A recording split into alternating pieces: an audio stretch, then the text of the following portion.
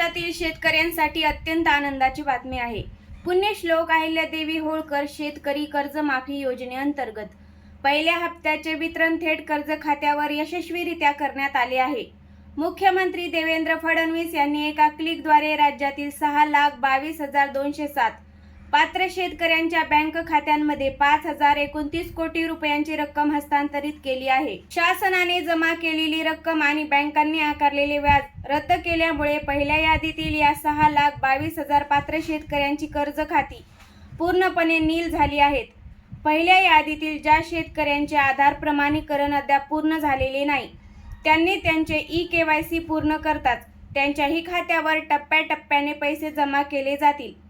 कर्ज खाते शून्यावर आल्यामुळे लाभार्थी शेतकऱ्यांना बँकांकडून तातडीने नो ड्यूज प्रमाणपत्र दिले जाईल आणि त्यांना नवीन पीक कर्ज मिळण्यास सुरुवात होईल।